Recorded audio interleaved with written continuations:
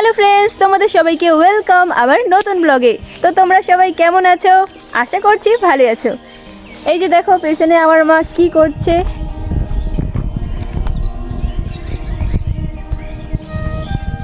এগুলোর নাম হচ্ছে গয়ঠা, আর এগুলো আমরা রান্নার কাজে ব্যবহার করি।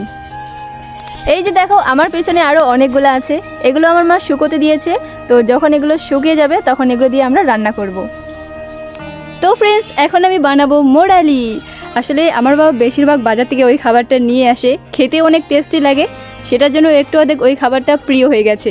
আর প্যাকেটে যতটুকু থাকে ওইগুলোকে আশাই মেটে না, তাই ভাবলাম আজকে আমি বাড়িতেই বানাবো। তো চলো এখন আমি বানাবো, আর তোমরা দেখতে থাকো আমি মোড়ালিটা ঠিকমতো বানাতে পারি কিনা।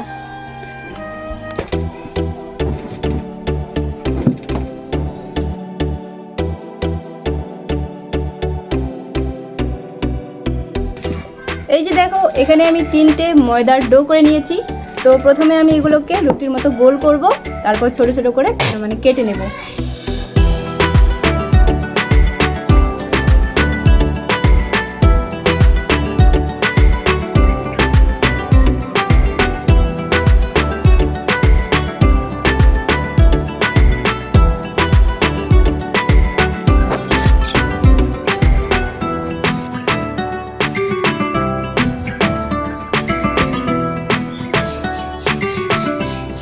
এই যে দেখো আমি সাইজ করে নিয়েছি। তো এখন আমি এগুলোকে ফ্রাই করব। আর এগুলো মোড়ালি রেডি না হতেই দেখো এটা কারা খেতে চলে আসছে।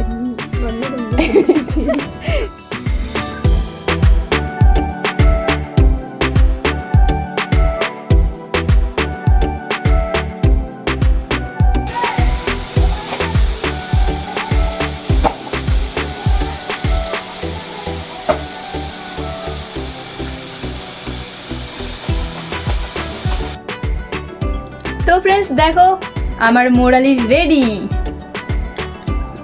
তোমাদেরকে একটা খেয়ে দেখাচ্ছি। খুবই ক্রিস্পি হয়েছে।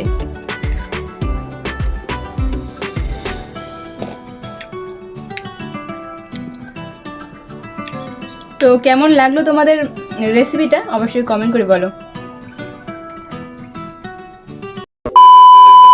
তো চলো ফ্রেন্ডস, আজকের ব্লগটা আমি এখানে শেষ করছি। যদি তোমাদের ব্লগটা ভালো লাগে তাহলে অবশ্যই একটা লাইক করবে, আর চ্যানেলটিকেও সাবস্ক্রাইব করে রাখবে আমার নতুন ব্লগ দেখার জন্য। তাহলে চলো দেখা হচ্ছে নেক্সট ব্লগে, ততক্ষণে সবাই ভালো থেকো, টাটা।